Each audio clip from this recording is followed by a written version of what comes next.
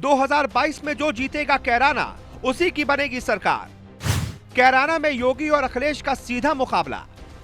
BJP के लिए कैराना 100 सीटों से भी ज्यादा जरूरी।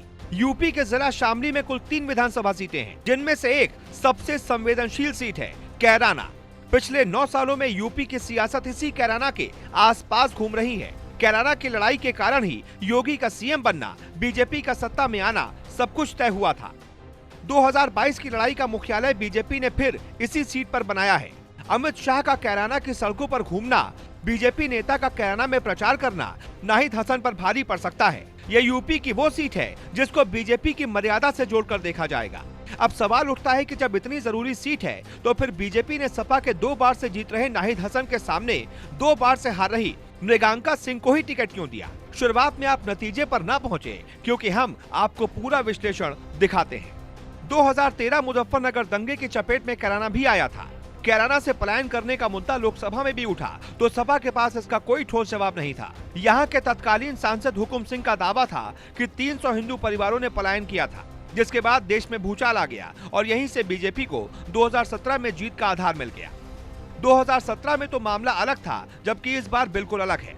सपा आरएलडी उम्मीदवार है नाहिद हसन। नाहिद हसन बेहद ही नाटकीय अंदाज में जेल चले गए। नाहिद हसन पर पलायन करने का आरोप बीजेपी लगाती है।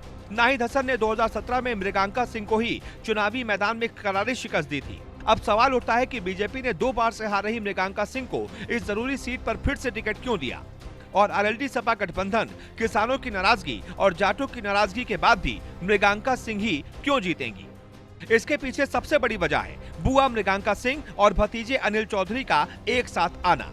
मृगांका जो दोनों चुनाव हारी तो अनिल चौहान इनके खिलाफ प्रचार कर रहे थे। अनिल चौहान के लाखों समर्थक हैं, वो सपा के लिए बहुत बड़ा खतरा बन गए हैं। यहाँ के जातिगत समीकरण को समझते हैं। कैराना बीजेपी के बेस मॉडल में है। योगी हो या शाह, हर कोई कैराना में पसीना बहा रहा है। योगी ने गर्मी शांत करने वाले बयान में खास तौर से नाहिद हसन की ओर इशारा किया था। मृगांका चुनाव इसलिए जीत सकती हैं क्योंकि अनिल चौहान के साथ आने से उनको फायदा होगा। बीएसपी उम्मीदवार राजेंद्र सिंह उपाध्याय सपा के लिए यहाँ भी खतरा बन गए हैं। नुकसान तय है। नाहिद हसन के लिए संकट नंबर 3 कांग्रेस उम्मीदवार अखलाक, जो वोट काट सकते हैं। अनिल चौहान जैसे ही मृगांका सिंह के साथ आए, वैसे ही एक गुर्जरों की पंचायत हुई। उसमें निर्णय लिया गया कि जैसे मृगांका के पिता को वोट देकर जिताया जा रहा था, अब वैसे ही उन्हें भी जिताया जाएगा। मृगांका के पिता बाबू हुकुम सिंह बहुत बड़े नेता थे। ये वो एंगल है जिससे बीजेपी को फायदा होने वाला है। अनिल चौहान और मृगांका को साथ लाने के लिए बीजेपी आलाकमान ने कोशिश की तो अब फायदा दिखने लगा। उधर नाहिद हसन की गुंडागर्दी सपा को भारी पड़ सकती है। नाहिद हसन के नाम पर जाट वोट शायद सपा को अच्छी संख्या में ना मिले, क्योंकि नाहिद हसन के कारण ही कुछ साल पहले जाटों को नुकसान उठाना पड़ा था। कैराना के 2 राजनीतिक घरानों के चौपाल और चबूतरे चर्चाओं में हैं। इन चौपाल और चबूतरों से कैराना की जनता की सियासी चाल तय होती है। कलसियान चौपाल बीजेपी के साथ है, जबकि चबूतरा नाहिद हसन के साथ। इस बार कलसियान चौपाल थोड़ा ज्यादा मजबूत है, यानी तमाम रिपोर्ट्स को पढ़ने और सर्वे देखने, आम लोगों को सुनने, कई मीडिया संस्थान की रिपोर्ट्स देखने के बाद ऐसा आकलन है कि ये सीट इस बार बीजेपी आसानी से निकाल रही है और विधायक मृगांका सिंह बन सकती हैं। अगर इस रिपोर्ट में कुछ छूट गया हो या वहाँ आपका आकलन अलग हो तो जरूर कमेंट में लिखें, ताकि दर्शक ठीक से समझ पाए कि कैराना का समीकरण है क्या। Bureau report.